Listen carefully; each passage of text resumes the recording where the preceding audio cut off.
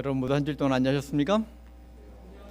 이렇게 소중한 안식일 구별하여 주님의 전을 찾으신 여러분 모두의 삶 가운데에 하나님의 무한하신 하늘의 축복이 충만히 임하게 되시기를 주님의 이름으로 축원합니다. 오늘 이렇게 또 블루반에서 저녁 일몰의 신비한 광경, 아마 지난주에 장막봉회를 서해안으로 다녀오신 분들은 저녁 일몰의 그 아름다운 광경에 아직도 도취되어서 일주일 내내 저 찬양을 부르시다가 이렇게 준비하신 것이 아닌가 하는 생각을 할 정도로 아름다운 일몰을 마음 가운데 담게 하신 것이라 생각을 합니다. 또 동해에 가셨던 분들도 또 보고를 통해서 귀한 경험이 있었음을 또 함께 나눠주셔서 또한 감사합니다.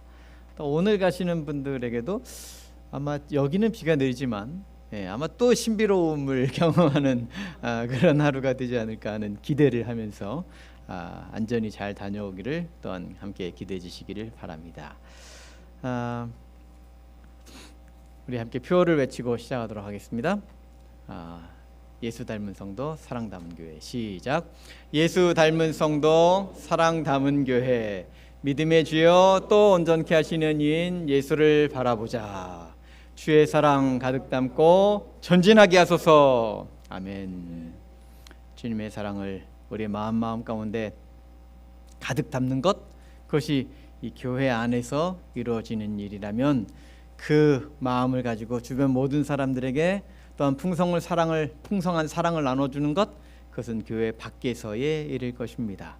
여러분이 해오름교회에서 하나님의 사랑을 충만히 누리시고 그리고 나아가서 한 주일 동안 살아가는 동안에는 그 충만한 사랑을 또한 다른 이들에게 충만히 나눠줄 수 있는 그러한 성도님들의 삶이 되기를 간절히 소망합니다.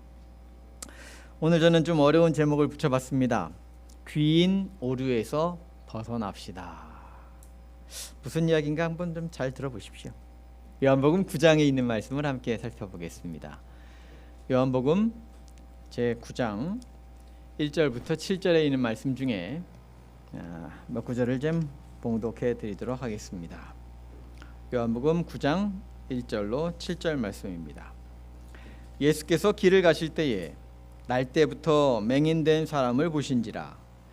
제자들이 물어 이르되 랍비여, 이 사람이 맹인으로 난 것이 누구의 죄로 인함이니까? 자기니까 그의 부모니까? 예수께서 대답하시되 이 사람이나 그 부모의 죄로 인한 것이 아니라 그에게서 하나님이 하시는 일을 나타내고자 하심이라. 7절 이르시되 실로암 못에 가서 씻으라 하시니, 실로암은 번역하면 보냄을 받았다는 뜻이라. 이에 가서 씻고 밝은 눈으로 왔더라. 아멘. 오늘 본문의 말씀에는 우리가 잘 아는 말씀이 기록되어 있습니다. 그것은 실로암 못에서 눈을 뜨게 된 맹인의 이야기인 것이죠. 하루는 한 시각장애인을 만나게 되었습니다. 예수님께서 그의 눈에 진흙을 발라주셨습니다. 그리고 말씀하시기를 실로암 못에 가서 씻어라. 도대체 그가 의사도 아니고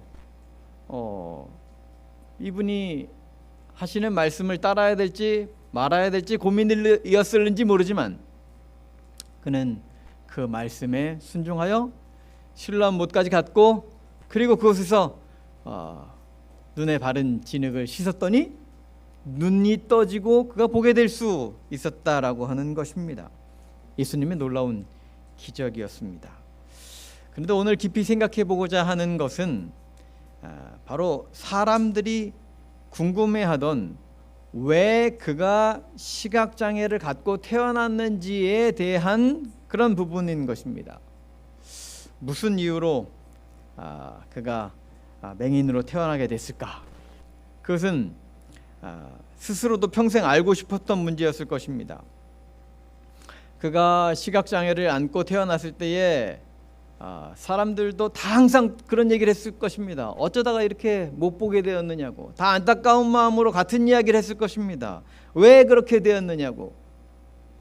아마 불교도들은 그에 대하여 무엇이라고 대답을 하였을까 싶은가 하면 전생에 죄가 많아서 그런 것입니다 라고 대답할 것입니다. 불교도들은 전생에 우리가 어떤 삶을 살았느냐에 따라서 이번 생애가 달라지고 지금 생애에서 우리가 어떤 삶을 살았느냐에 따라서 다음 생애가 달라진다라고 믿고 있는 것이죠. 재림교인들한테 어쩌다가 그런 일이 발생했습니까? 라고 물어보면 어쩌면 뉴스타트를 잘 안 해서 그랬을 것입니다 라고 대답할는지 모르겠습니다. 근데 유대인들에게 있어서는 어쩌다가 그런 일이 생겼습니까? 라고 물어보면 다들 어떻게 생각했는가 하면 죄 때문입니다 라고 생각을 했던 것입니다. 병은 죄에서 오는 것입니다. 죄가 많아서 그런 것이니 회개하십시오 라고 하는 이야기를 하는 것이죠. 욥기에 기록되어 있는 친구들의 이야기가 다 그런 맥락에서 이루어지는 것입니다. 지금 네가 당하고 있는 이 고생이 바로 죄 때문이다 라고 이야기를 하는 것이죠. 이 맹인도 혼란스러웠습니다. 자기는 태어날 때부터 눈을 볼 수 없는 그런 사람으로 태어났는데 이게 무슨 자기의 책임이냐고 하는 것입니다. 아마 그렇다고 하면 그 죄는 누구의 죄일 수밖에 없다고 생각을 했는가 하면 부모님의 죄라고 생각을 했을 것입니다. 아마 그러면 부모를 늘 원망하면서 살았겠지요. 왜 부모님이 죄를 지어갖고 내가 이렇게 고통을 당하고 살아야 되느냐고요. 아니 어쩌면 차라리 나를 태어나게 하지 마시지 왜 나를 태어나게 해서 이렇게 힘들게 살게 만들었느냐고요. 부모의 가슴에 못을 박는 이야기를 한두 번 했을 것이 아니라고 하는 것입니다. 그런데 정말 도대체 알 수가 없습니다. 왜 나에게 이렇게 불행한 일이 생겼던 것일까? 도대체 원인은 무엇이란 말인가? 심리학에서는 이렇게 자신에게 발생한 일의 원인을 찾는 것을 무엇이라고 그러는가 하면 귀인 현상이라고 하는 것입니다. 원인을 찾는 현상. 당연하죠. 귀인 현상은 너무나 자연스러운 것입니다. 문제를 분석하는 것입니다. 그리고 원인을 찾는 것이죠. 그래서 다시는 그런 일이 발생하지 않도록 대비하기 위하여 그런 일을 하는 것, 일종의 학습 현상이라고 하는 것입니다. 그런데 이 귀인 현상이 잘못된 방향으로 갈 수 있다는 것입니다. 그것을 무엇이라고 그러는가 하면 귀인 오류라고 하는 표현을 사용을 합니다. 그래서 첫 번째 우리가 오늘 기억하기를 원하는 것은 귀인 오류에 빠지지 말자라고 하는 것입니다. 자, 오늘 2절에 있는 말씀을 한번 볼까요? 제자들이 물어 이르되 랍비요 이 사람이 맹인으로 난 것이 누구의 죄로 인함이니까 자기니까 그의 부모니까. 이미 이들은 한 가지 오류에 빠져 있는 것입니다. 그것은 무엇인가 하면 불행의 원인이 무조건 누군가의 죄 때문이라고 하는 생각을 갖고 있는 것이죠. 그리고서는 그 죄가 과연 본인의 죄이었는지 아니면 부모의 죄이었는지에 대해서 알고 싶어하는 것입니다. 근데 여러분, 교회에서 이렇게 설거지를 하다가 접시가 딱 깨지면 옆에 있는 분은 그 접시를 깬 사람한테 뭐라 그래요? 조심하지, 왜 접시를 그렇게 깨고 그래? 누가 깼다는 거예요? 그 사람이 접시를 깼다고 말합니다. 그런데 접시를 깬 사람은 뭐라 그래요? 아이고 이상하네, 오늘 접시가 왜 이렇게 미끄럽지? 뭐 때문이라 그래요?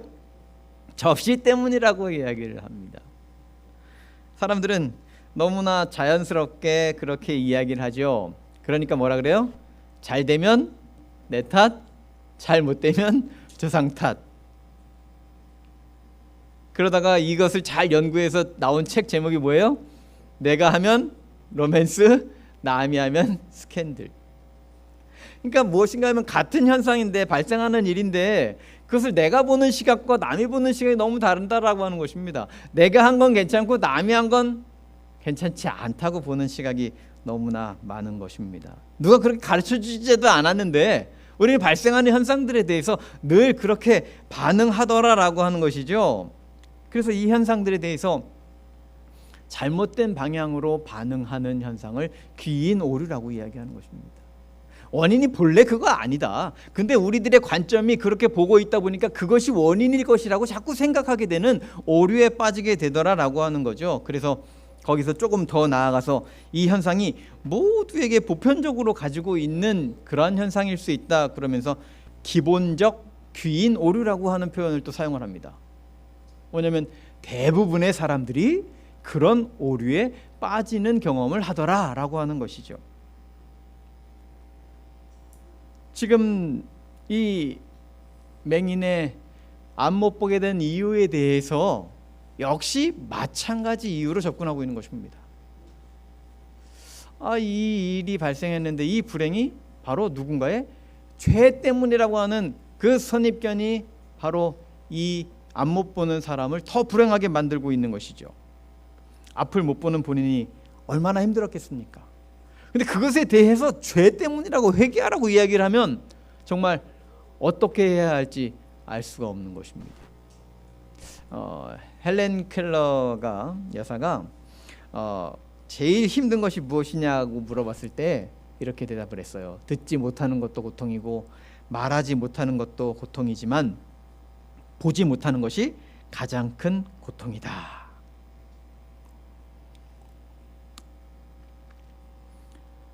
보지 못하는 가장 큰 고통을 당하고 있는 이 시각장애인에게 그의 마음을 아주 더 힘들게 만드는 것이 있었는데 그것은 무엇이었는가 하면 바로 사람들의 말이었습니다. 자기의 삶을 도무지 이해해 주지 못하고 자신의 아픔을 도대체 알지도 못하는 사람들이 계속해서 뭐라 그러는가 하면 너의 죄로 인하여 이런 결과가 왔으니 회개하라고 이야기하는 것이죠. 도대체 자기가 이렇게 태어난 것이 다 죄 때문이라고, 그래서 구원받는 일은 어려울 거라고 회개하고 돌아오라고 하는 이야기를 들을 때마다 그는 도대체 자신의 삶이 너무나 비참한 생각이 들었던 것입니다. 왜 내가 이렇게 태어나갖고 부모도 욕먹이고 자식도 정죄받는 그런 삶을 살게 된 것인가? 나는 도대체 무엇인가? 그런데 여러분 생각해 보십시오. 이 안 못 보는 사람이 어쩌다가 죄인이 된 것입니까? 자기 때문입니까? 부모 때문입니까? 아니면 사람들의 말 때문입니까? 이 뭔가 그의 마음 가운데에 진정한 사랑이 필요하고 그에게 위로가 필요하고 그에게 하나님의 은혜가 필요했는데 사람들은 그에게 그것을 보여주기보다 그에게 무언가 잘못이 있지 않느냐라고 질책하는 말들을 더욱 많이 하고 있었다라고 하는 것이지요. 시대소망 476쪽은 이런 말씀을 합니다. 제자들은 누가 죄를 지었느냐 혹은 안 지었느냐에 대하여 논의할 것이 아니라 소경의 눈을 밝게 하시는 가운데 나타난 하나님의 능력과 은혜를 깨닫도록 요청을 받았다. 진흙이나 소경이 씻기 위하여 갔던 모세 치유의 능력이 있었던 것이 아니라 그리스도 안에 있었음은 분명하였다. 그가 죄가 있었느냐, 부모가 죄가 있었느냐라고 하는 것에 집중하기보다 더 그들이 관심을 두었어야 하는 것이 있었는데 그것은 바로 그에게도 하나님의 능력이 필요했고 하나님의 은혜가 필요했고 하나님의 죄사함이 그에게 함께한다라고 하는 위로가 필요했다라고 하는 것이었습니다.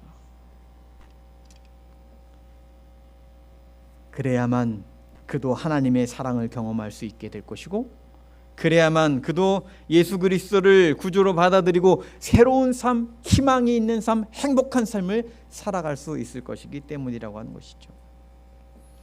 그렇기 때문에 남의 불행에 대하여 본질적인 설명을 적용하면서 죄값이라고 단정해서는 안 된다라고 하는 것입니다. 여기서 예수님은 실로암 못의 아주 놀라운 의미를 기억하게 하셨습니다. 실로암은 보냄을 받았다라고 하는 뜻을 가지고 있습니다. 본래 실로암 못은 저 위쪽에 기혼샘으로 이렇게 연결되어 있습니다. 히스기야 때에 수로를 만들었습니다. 그리고서 기혼샘에서 흘러나오는 물을 이 예루살렘 성을 쭉 통해 가지고 그리고 실로암 못까지 흘러가게 만들어서 그곳에서 이렇게 물을 쓸 수 있게 했던 것이죠. 그래서 기온샘에서 물을 흘려 보냈다라고 해서 보낸 물이라고 하는 의미에서 실로암이라고 하는 이름을 지어진 것이었습니다. 그런데 훗날 예수님께서 그 맹인에게 눈을 낫게 하도록 하시면서 실로암 못에 가서 씻으라라고 하는 그 말씀을 하시면서 보냄 받아서 그가 눈을 낫게 되었다라고 하는 의미로 성경에는 실로암은 번역하면 보냄을 받았다는 뜻이라라고 하는 글로 기록되어 있는 것이죠. 예수님께서는 치유의 샘물로 사람들을 보내시는 분이셨습니다. 예수님은 변화의 샘물로 사람들을 가게 하시는 것입니다. 예수님은 희망의 샘으로 우리를 보내시는 분이시라고 하는 것이죠. 그분은 우리의 죄에 대하여 말씀하지 아니하시고 우리의 과오에 대하여 말씀하지 아니하시고 우리의 환경에 대하여 말씀하지 아니하시고 우리의 연약함에 대하여 말씀하지 아니하시고 우리에게 가장 행복한 길을 발견할 수 있도록 하시는 분이 바로 우리의 예수님이시라고 하는 사실입니다. 그분께서는 우리에게도 실로암 못으로 가라고 말씀을 하시는 것이죠. 여러분, 우리의 마음 가운데에 주변 사람들로부터 받은 상처가 있으십니까? 이제 예수님의 뜻을 따라 실로암 못에서 희망을 발견하고 행복을 발견하고 새로운 삶을 발견하게 되시는 저와 여러분의 삶이 되기를 간절히 바랍니다. 그분께서는 우리의 과거의 삶에 연연하시는 분이 아니십니다. 과거에 우리의 삶이 어떠했던지에 대하여 그분은 집중하시는 분이 아니십니다. 그분께서는 앞으로 우리가 어떤 삶을 살게 될 것인지에 대하여 더욱 집중하시는 분이시며 우리에게 또다시 사랑의 음성으로 실로암 못으로 가라고 이야기하시는 분이시라고 하는 사실이지요. 그분의 말씀에 귀를 기울일 때 우리는 새로운 축복을 경험하게 될 것입니다. 사람들은 귀인 오류에 빠지지만 예수님은 그런 분이 아니시라고 하는 것입니다. 두 번째는 자기 귀인 편향에 빠지지 말자라고 하는 것입니다. 이 귀인 오류를 가지고 있는 이스라엘 사람들은 이 모든 것이 죄 때문이라고 생각을 했었습니다. 그런데 이게 귀인 오류가 점점 확대되면 그 다음엔 어떻게 되는가 하면 바로 자기 귀인 편향에 빠지게 됩니다. 여기 이제 바리새인의 기도에서 더 깊어진 귀인 오류의 이야기가 기록되어 있습니다. 누가복음 18장 9절부터 11절 말씀입니다. 또 자기를 의롭다고 믿고 다른 사람을 멸시하는 자들에게 이 비유로 말씀하시되 두 사람이 기도하러 성전에 올라가니 하나는 바리새인이요 하나는 세리라. 바리새인은 서서 따로 기도하여 이르되 하나님이여 나는 다른 사람들 곧 토색 불의 간음을 하는 사람들과 같지 아니하고 이 세리와도 같지 아니함을 감사하나이다. 이 귀인 오류에 자꾸 빠지다 보면 그것이 깊어지면서 그 2차 현상으로 자기 귀인 편향이 생겨납니다. 이것은 무엇인가 하면 자기가 하는 것은 다 옳고 괜찮고 자기의 능력이 뛰어나서 이런 결정을 내리게 된 것이고 그래서 내가 하는 일은 다 잘 될 거야 라고 하는 자기 확신에 빠지게 되는 것입니다. 이런 현상이 어디서 많이 발생하는가 하면 주식을 하는 사람이나 혹은 도박을 하는 사람에게서 이런 현상이 많이 발생하게 됩니다. 뭐냐면 남들은 다 잘 안 되는 때에 자신이 무언가 이렇게 잘 투자를 해서 수익을 얻어냅니다. 그런데 그 수익을 얻어내는 그 기쁨이 커지면 점점 무엇을 잃어버리는가 하면 그 전에 그거보다 더 많은 손실을 본 것을 잊어버립니다. 올해 내가 300만 원의 수익을 얻어냈으면 그 전년도에 1000만 원의 손실이 있었어도 지금 나는 300만 원을 수익을 얻었으니까 나는 잘하고 있어 라고 생각을 하고 더 크게 더 과감하게 투자를 하다가 아주 크게 손실을 보고 말게 되는 것이 주식 투자에서 개인 투자하는 사람들이 당하는 그런 큰 어려움이죠. 그런데 도박은 그거보다 수십 배, 수백 배 더 큰 것입니다. 짧게 내가 수익을 내면서 희열을 느끼다 보니까 더 많은 손실을 잃어버렸어도 그것으로 인한 고통은 다 잊어버리는 그러한 현상을 경험하게 되는 것이죠. 자기 귀인 편향은 바로 자기가 뭔가 잘 되는 일을 계속 경험을 하면서 거기서 자기 자신의 능력을 과신하게 되는 데서 발생하는 현상인 것입니다. 이것이 혹 우리의 삶 속에서도 그런 현상으로 나타나지는 않는지 우리는 자신을 잘 살펴보아야 합니다. 특별히 자수성가하신 분들이 좀 외골수적인 모습을 보이는 경우가 종종 있습니다. 왜 그런가 하면 이분은 그동안 자기 스스로의 힘을 믿고 자기의 능력으로 여기까지 성장해 왔기 때문에 그렇습니다. 주변에 자기보다 더 능력이 있거나 자기보다 더 재주가 있는 사람을 경험하지 못하는 것이죠. 그래서 자기가 성장해 온 그 과정 속에서 혹시 자기 자신만을 믿고 살아온 사람들은 늘 자기 귀인 편향에 빠지는 경향이 있습니다. 그런데 말씀입니다. 교회는 우리가 이런 자기 확증 편향에서 벗어나도록 만들어주는 그러한 구조를 가지고 있다는 것을 우리는 감사해야 합니다. 교회는 항상 내가 가장 뛰어난 사람이 아니고 항상 나보다 능력 있으신 분을 의지하라고 이야기하는 것입니다. 항상 나에게 발생한 일들이 다 내 힘으로 이루어진 것이 아니라 하나님의 축복으로 이루어진 것을 기억하게 만들어 준다라고 하는 것이죠. 그래서 성경은 말씀하기를 역대하 20장 20절에 너희는 너희 하나님 여호와를 신뢰하라 그리하면 견고히 서리라 그의 선지자들을 신뢰하라 그리하면 형통하리라. 하나님의 말씀과 선지자의 음성을 통하여서 우리의 삶이 형통하게 되어간다라고 하는 사실을 기억하고 늘 의지하면서 살아라라고 말씀하는 것이죠.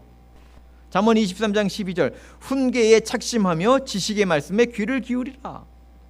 누군가 나에게 전해주는 그 훈계들에 내 마음을 두고 살아가라고 하는 것입니다.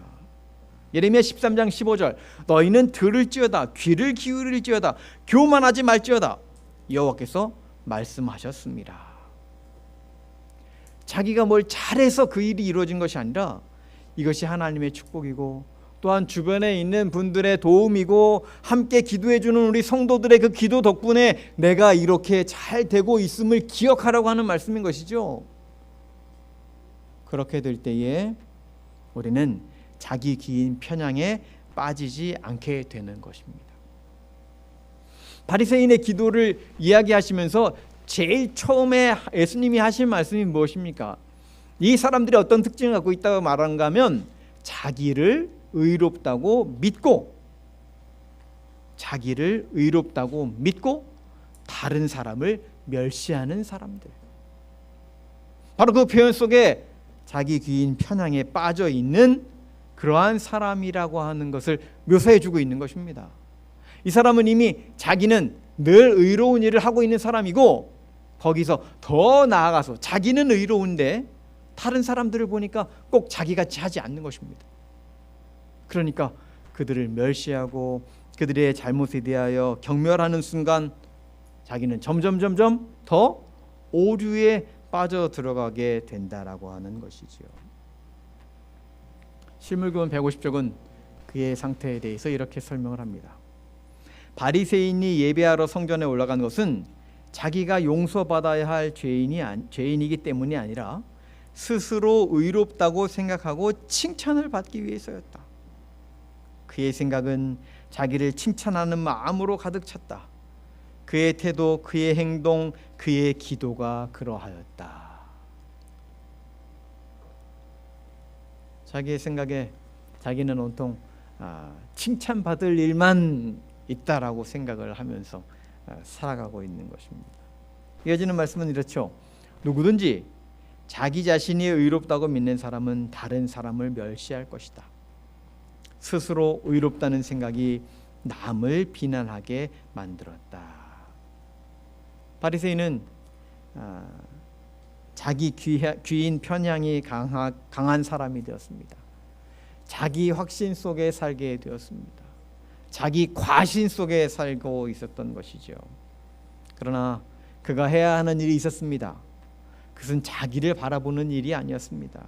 신물금 159쪽은 이렇게 이야기를 해줍니다. 자신에 대한 진정한 상태를 알 수 있는 유일한 방법은 그리스도를 쳐다보는 것이다. 사람들이 자기의 의를 그처럼 높이는 까닭은 그리스도를 알지 못하기 때문이다. 믿음의 주여 또 온전케 하시는 이인 예수를 바라보자. 예수를 우리의 마음 가운데 담고 살아야 하는 이유가 바로 여기에 있는 것입니다. 예수님을 끊임없이 바라보아야만 하는 이유가 바로 여기에 있는 것입니다. 예수님은 나와 같지 않은 모습을 늘 보여주시기 때문인 것이죠. 내가 어떠한 모습을 갖춰야 하는지 늘 교훈하시는 분이시기 때문인 것이죠. 그분을 바라볼 때마다 우리의 모습이 정말 부족함을 계속 경험하는 것입니다. 그 부족함을 경험하는 그러한 삶을 통하여서 우리는 잘못된 길을 가는 것이 아니라 올바른 길을 가게 되는 것이고, 나 자신의 삶을 살아가는 것이 아니라 하나님이 원하시는 삶을 살게 되는 것이고, 나의 행복만을 위하여 추구하면서 살아가는 것이 아니라 정말 하나님의 영광을 추구하면서 살아가는 삶이 된다라고 하는 것이죠. 우리는 스스로 완전할 수 없습니다. 우리의 삶이 더욱 조심해야 합니다. 그래서 고린도전서 10장 12절은 말씀하기를 그런즉 선줄로 생각하는 자는 넘어질까 조심하라. 15장 10절에서는 사도 바울의 고귀한 고백이 이렇게 등장을 하지요. 그러나 내가 나된 것은 하나님의 은혜로 된 것이니 내게 주신 그의 은혜가 헛되지 아니하여 내가 모든 사도보다 더 많이 수고하였으나 내가 한 것이 아니요 오직 나와 함께 하신 하나님의 은혜로라.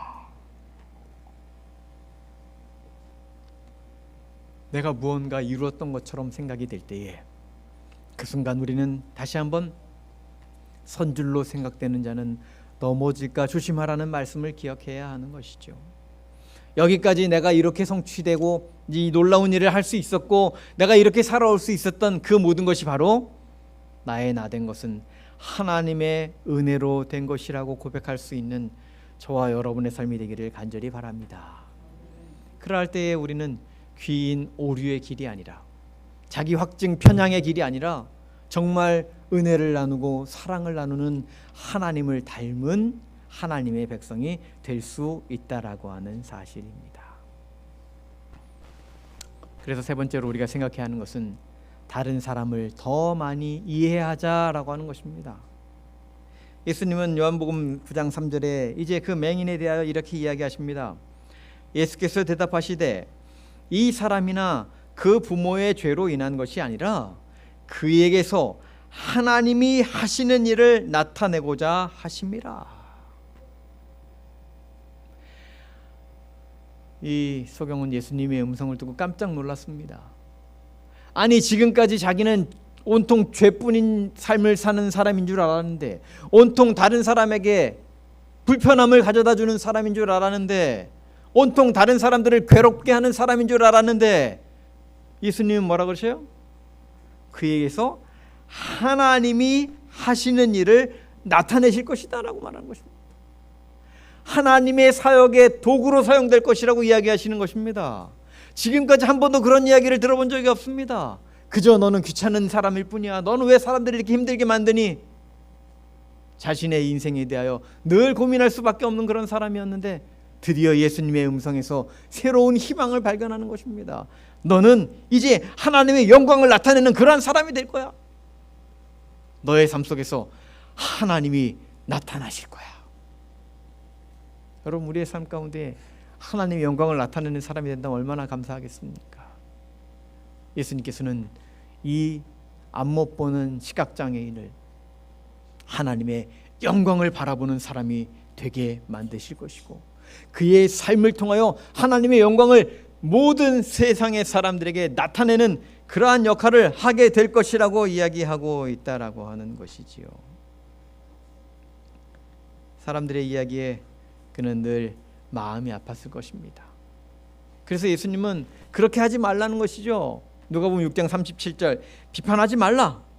그래야면 너희가 비판을 받지 아니할 것이요. 정죄하지 말라. 그래야면 너희가 정죄를 받지 아니할 것이요. 용서하라. 그리하면 너희가 용서를 받을 것이라. 다른 사람들의 죄에 대하여 파고들고 그들의 잘못에 대하여 이야기하는 것을 좋아하는 사람일수록 점점 자기 과신에 빠지게 되는 것입니다. 교만해지는 것이죠. 그러나 그 사람을 더욱 용서하고 더욱 사랑을 베풀고 더욱 품어주고 그에게 희망을 전달하는 사람이 될 때에 나의 모습은 예수님을 닮은 사람이 되어간다라고 하는 것입니다. 교회증언 사권 133쪽 다른 사람들을 향하여 예절이 있고 부드러운 마음과 용서하는 정신을 가지라. 다른 사람들의 연약함을 이해하기 위해 힘쓰라. 예수님이 그대의 영혼을 지배하시도록 하라. 그럴 때에 그대는 전에 결코 그렇게 될 수 없었던 교회와 그대가 접촉하게 되는 모든 사람들에게 하나의 축복이 될 것이다. 그렇습니다. 우리는 예수님의 마음을 가진 사람들이 되어야 합니다.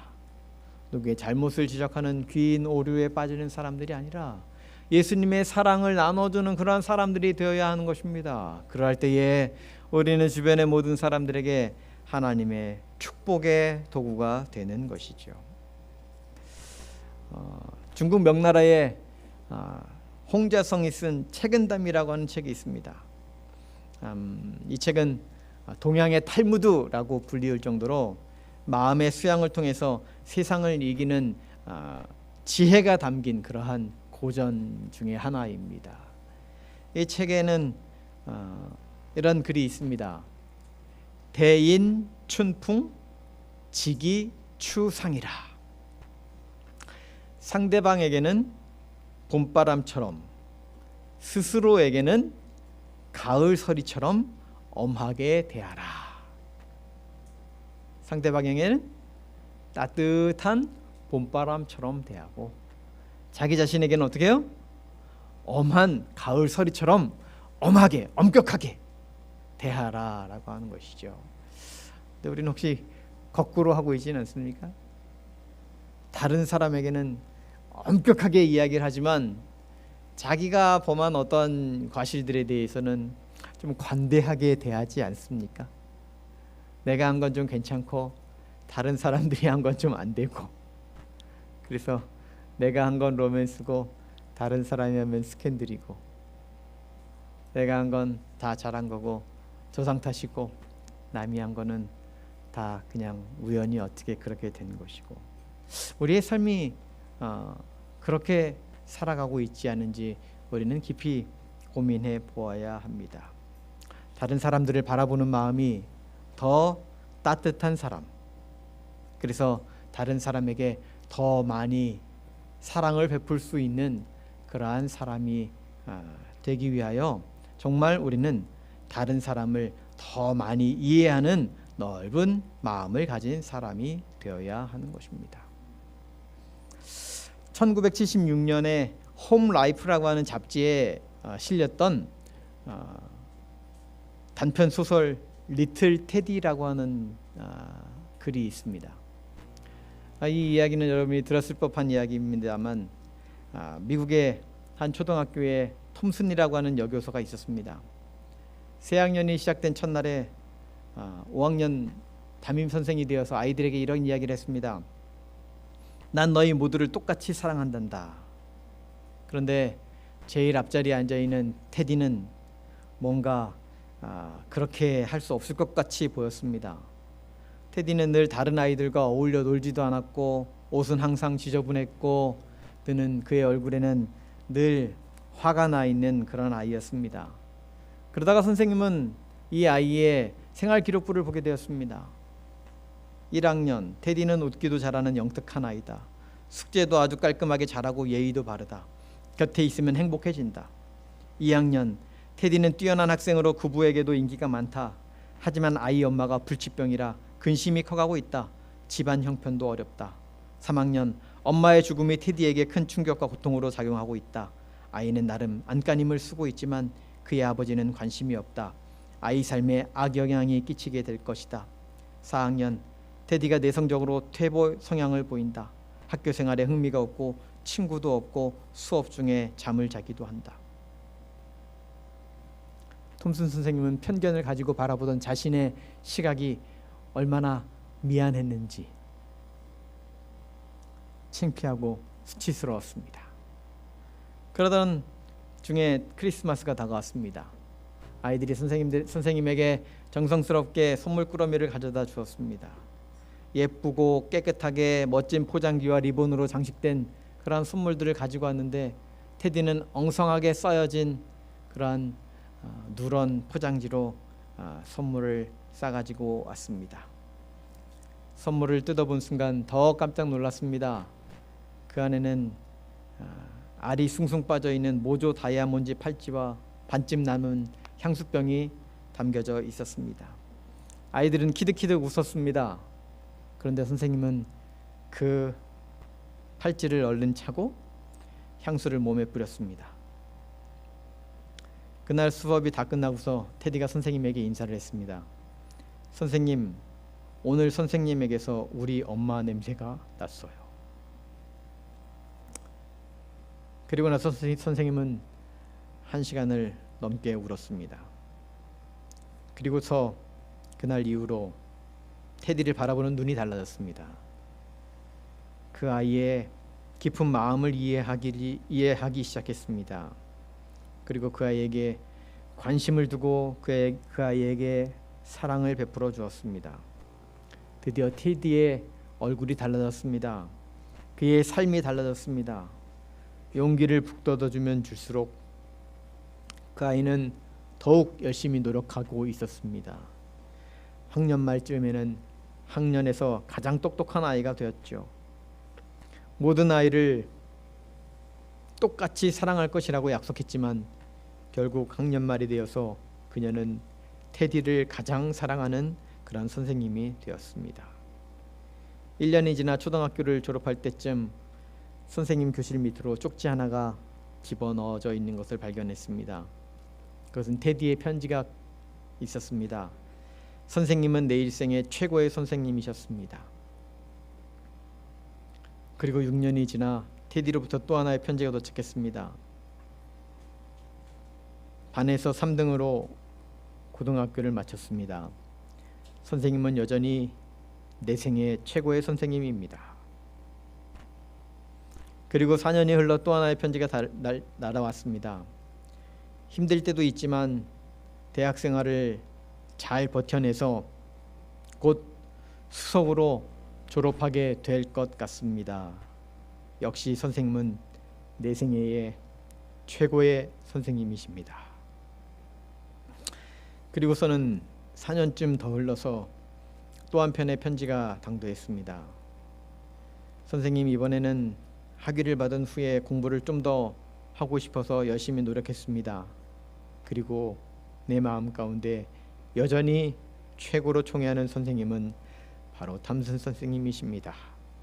그리고 밑에 서명이 길게 기록되어 있었는데 그곳에는 의학 박사 테디 올림, 그는 의사가 되었습니다. 그리고 그해 봄 또 하나의 편지가 왔습니다. 여자친구가 생겨서 결혼할 것이라고 하는 것이었습니다.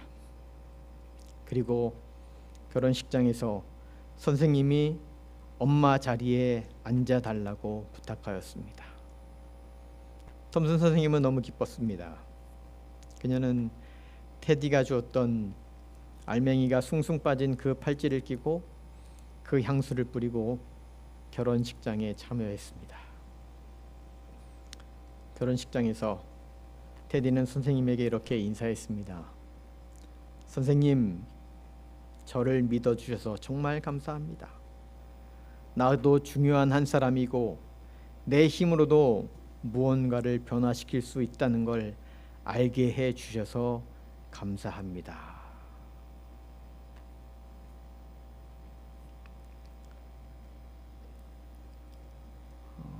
사랑의 격려의 한마디는 사람을 변화시킵니다. 그러나 귀인 오류에 빠져 다른 사람이 무언가 한 행동들에 대하여 질책하고 비판하고 비난하면 그 사람의 삶은 더욱 엉망이 되어 버리고 마는 것이지요. 사람들은 늘 자기 귀인 편향에 빠지고 귀인 오류에 빠집니다. 그러나 예수님의 마음은 다른 사람을 더욱 품어주고 이해해주고 사랑하는 마음이라고 하는 것입니다. 저와 여러분의 삶이 귀인 오류에 빠지지 말고 자기만의 오해에 빠지지 말고 정말 하나님의 눈으로 다른 사람을 바라볼 수 있는 예수님의 사랑을 가득 품은 사람, 그래서 예수님의 사랑을 다른 사람들에게 더욱 많이 나눠주는 사람, 예수님처럼 앞에 아무것도 희망도 없는 사람에게 희망을 전달해 줄 수 있는 하나님의 백성들이 되시기를 간절히 바라면서 오늘 말씀을 마치겠습니다.